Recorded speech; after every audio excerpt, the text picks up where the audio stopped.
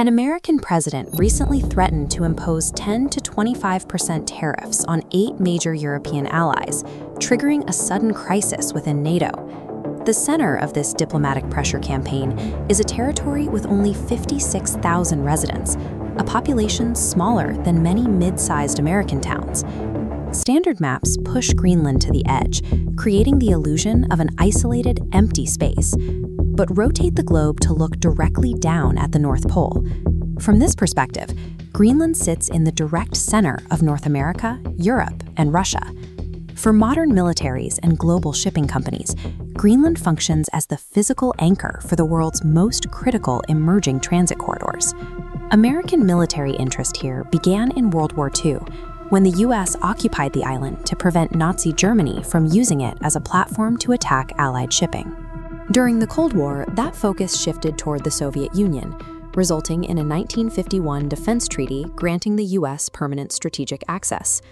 That treaty led to the construction of Patufic Space Base, a remote Arctic watchtower that still monitors the northern skies today.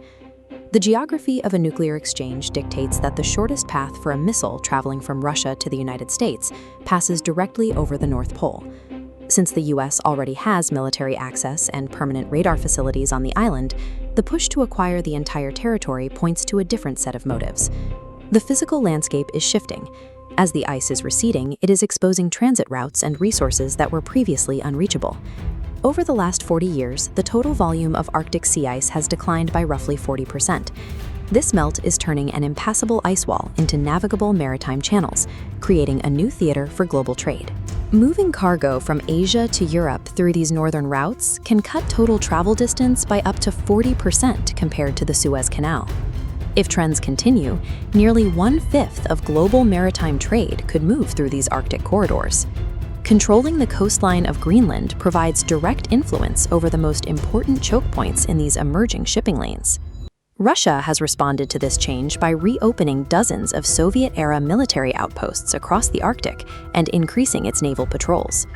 Their fleet of heavy icebreakers has already successfully escorted commercial vessels through these routes, proving they are viable for year-round transit. China has also entered the region, declaring itself a near-Arctic state and investing in infrastructure projects as part of its Polar Silk Road initiative. This activity has re-established the Greenland-Iceland-UK gap as a critical naval choke point for tracking rival submarines and surface fleets. While Greenland remains a Danish territory, its internal government is increasingly focused on full independence, a move that would require a new partner to provide security and financial stability. While these trade routes explain the military urgency, the most significant long-term value is found in the geology beneath the island's surface. Beyond its location, Greenland is a reservoir of raw materials that are largely absent from the rest of the Western world. Geological surveys have identified an estimated 1.5 million metric tons of unmined resources buried in the rock along the island's edges. To put that in perspective, this single territory holds approximately 18% of the entire world's total reserves for these specific elements. These include neodymium, dysprosium, and terbium, metals that are essential for high-performance magnets and specialized electronics. These materials are the physical requirements for the next generation of global technology. These elements are found in everything: processors in your smartphone, motors in electric vehicles, and renewable energy turbines. They are equally critical for defense technology. An F-35 fighter jet cannot fly, and a missile defense shield cannot track its targets without these specific rare earth elements. This creates a severe strategic vulnerability,